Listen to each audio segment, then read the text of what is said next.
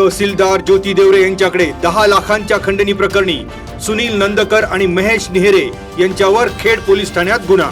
तहसीलदार कार्यालयाच्या नावे अनधिकृत शिक्के वापरून त्यावर खोटी स्वाक्षरी करून बनावट रेशन कार्ड तयार करणारे प्रकरण चव्हाट्यावर। तहसीलदारांना मोबाईलवर मेसेज पाठवून कार्यालयाचे रेशन कार्ड खोटे असल्याचे सांगून मागितली खंडणी।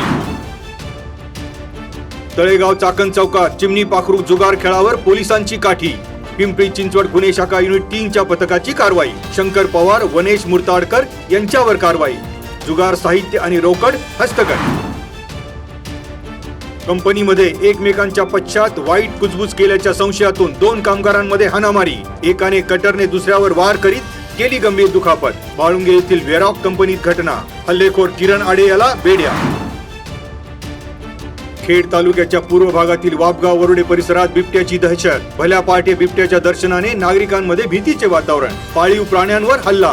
बिबट्याच्या हल्ल्यात कुत्रा बचावला। हल्ल्याचा थरार सीसीटीव्ही मध्ये कैद। राजगुरुनगर येथील महात्मा गांधी विद्यालयातील विद्यार्थ्यांची तायक्वांदो आणि बेसबॉल खेळात चमकदार कामगिरी। आर्यन वरकड, उदय रेटवडे आणि ऋतुजा राक्षे यांची महाराष्ट्र संघात निवड। दिल्ली, मध्य प्रदेश आणि नांदेड येथे होणाऱ्या राष्ट्रीय स्पर्धेसाठी खेळाडू महाराष्ट्र संघाचं प्रतिनिधित्व करणार।